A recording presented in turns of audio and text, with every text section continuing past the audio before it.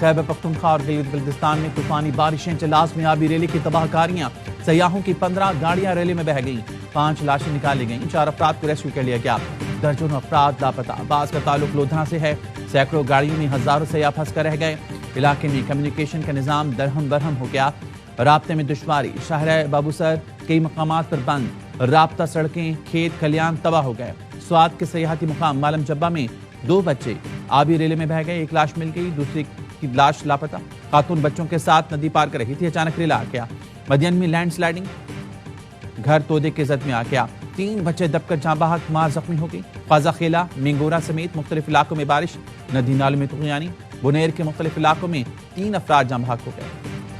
شاہراہ بابوسر ٹاپ میں rescue operation تیزی سے جاری، لاپتہ افراد کو تلاش کیا جا رہا ہے، پاک فوج بھی ریسکیو آپریشن میں بڑھ چڑھ کر حصہ لے رہی ہے، ضرورت پڑنے پر پاک فوج کے تعاون سے ہیلی کاپٹر بھی ریسکیو آپریشن کے لیے استعمال کیا جائے گا۔ سیلاب سے متاثرہ سڑکوں کو ایمرجنسی بنیادوں پر بحال کرنے کا کام جاری، شاہراہ قراقرم اور شاہراہ ناران بابوسر ہر قسم کی ٹریفک لیے بند۔ مانسون کا ایک اور طوفانی سپیل، راولپنڈی اسلام آباد پانی، سیکٹر F6 سے ملحقہ سید پور ولیج کے نالے میں طغیانی، 2 گاڑیاں نالے میں بہہ گئیں، دارالحکومت میں طوفانی بارش، ڈپلومیٹک انکلیو بھی زیرآب آ گیا، طوفانی بارش سے نالہ نئی میں بھی بپھر گیا، پانی کی سطح خطرناک حد تک بلند ہو گئی، سائرن بجا دیے گئے، مسلسل بارش اور شدید طغیانی کے باعث رابطہ سڑکیں متاثر۔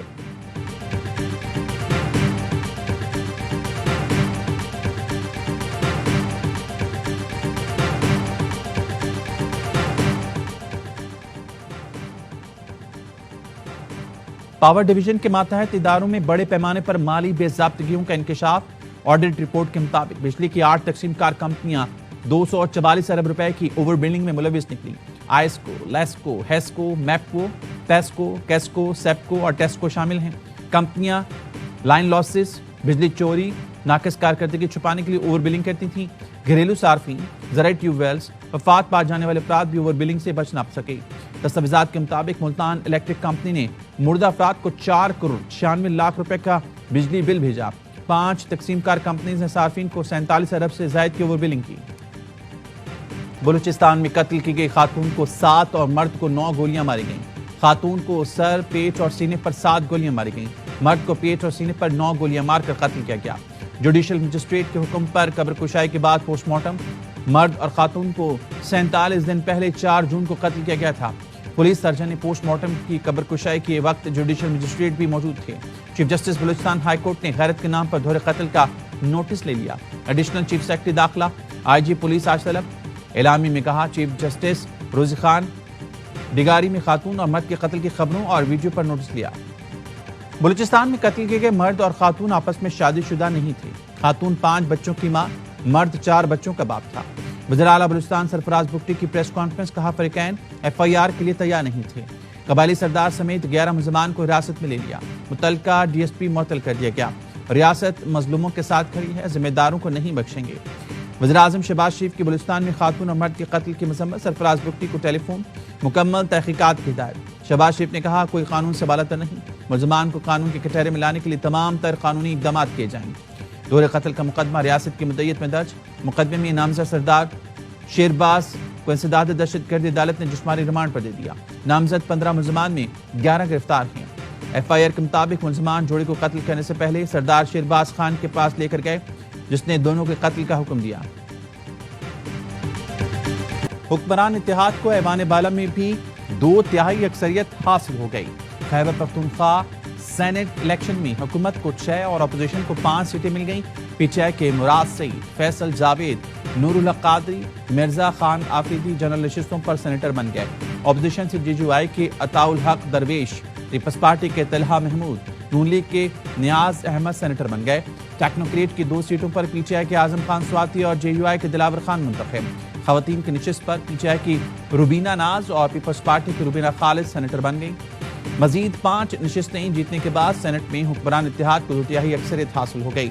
پاکستان پیپلز پارٹی 26 نشستوں کے ساتھ سینٹ کی سب سے بڑی جماعت بن گئی۔ 6 آزاد سینیٹرز کی حمایت سے تحریک انصاف 22 سینیٹرز کے ساتھ دوسرے نمبر پر، نون لیگ 20 سینیٹرز کے ساتھ تیسرے نمبر پر ہے۔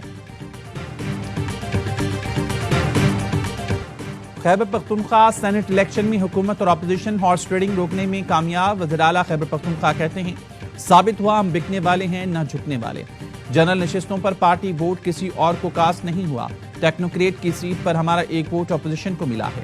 اپوزیشن لیڈر ڈاکٹر عباد نے کہا 1.5 سال بعد وفاق میں پختونخوا کو نمائندگی ملی۔ ہارس ٹریڈنگ سے بچنے کے لیے حکومت کو فارمولہ دیا، کامیاب فارمولے پر حکومت اور اپوزیشن کو مبارکباد۔ کامیاب سینیٹرز ایوان بالا میں بھرپور کردار ادا کریں گے۔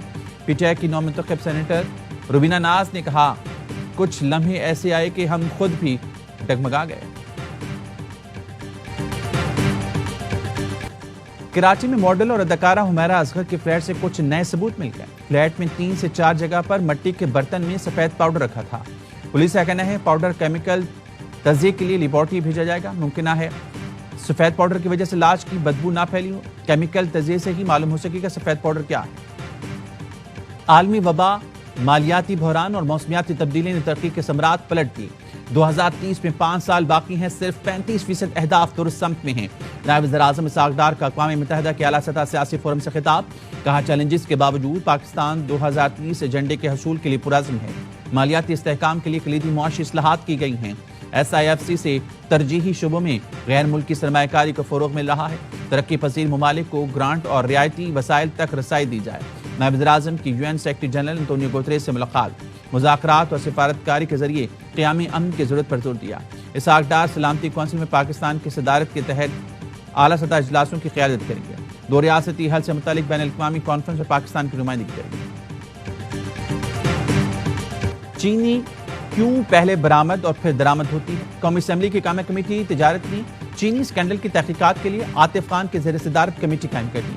قائمہ کمیٹی کے چیئرمین جاوید حنیف نے کہا کمیٹی 15 روز میں اپنی تحقیقات مکمل کرے، معلوم کیا جائے برآمد اور درآمد میں کیا گٹھ جوڑ ہے۔ کمیٹی اس بات کی تحقیقات کرے کہ کون لوگ ملوث ہیں اور فائدہ اٹھانے والے ہیں۔ عاطف خان نے کہا اس چیز کی بھی تحقیقات کی جائیں کہ کتنے شوگر ملز والے حکومت اور سیاست میں ہیں۔ پنجاب میں سینٹ کی ایک نشست پر انتخاب، غیر حتمی غیر سرکاری نتیجے کے مطابق نون لیگ کے حافظ عبدالقریم 243 ووٹ لے کر کامیاب۔ پی ٹی آئی کے امیدوار کو 99 ووٹ ملے، 3 ووٹ مسترد ہوئے۔ وزیر اعظم شہباز شریف کی نو منتخب سینیٹر کو مبارکباد، کہا سینٹ کے انتخابات جمہوری عمل کا تسلسل ہے، امید ہے آئین کی سربلندی اور ملک کی ترقی کے لیے حافظ عبدالقریم فعال کردار ادا کریں گے۔ وفاقی عقائدوں کی مضبوطی اور جمہوری اقدار کی پاسداری کے لیے سینیٹرز کا اہم کردار ہے۔ وزیر اعلیٰ اور اسپیکر کے پی اسمبلی نے مخصوص نشستوں پر اراکین کی گورنر ہاؤس میں حلف برداری پشاور ہائی کورٹ میں چیلنج کر دی۔ درخواست میں وفاقی حکومت، registrar high court, governor election commission اور دیگر کو فریق بنایا گیا ہے۔ موقف اپنائے اسپیکر کے پی اسمبلی نے اراکین سے حلف لینے سے انکار نہیں کیا۔ اسمبلی اجلاس شروع ہوا تو کورم کی نشاندہی پر اسپیکر نے اجلاس 24 جولائی تک ملتوی کیا۔ گورنر ہاؤس میں حلف ماورائے آئین ہے۔ آئین کا آرٹیکل 65 اراکین اسمبلی سے حلف اسمبلی ہاؤس میں لینے کو کہتا ہے۔ گورنر پنجاب سردار سلیم حیدر کا چکوال کے سیلاب زدہ علاقوں کا دورہ، ڈی سی او، ڈی پی او اور پی ڈی ایم اے حکام کی بریفنگ۔ سردار سلیم حیدر نے سیلاب متاثرین سے ملاقات کی اور جانی اور مالی نقصانات پر گہرے دکھ اور افسوس کا اظہار کیا۔ کہا پیپلز پارٹی سیلاب متاثرین کو تنہا نہیں چھوڑے گی، تباہ شدہ گھروں کے نقصانات کا ازالہ کرنے کی ہر ممکن کوشش کروں گا، متاثرہ علاقوں کے بحالی تک چین سے نہیں بیٹھوں گا۔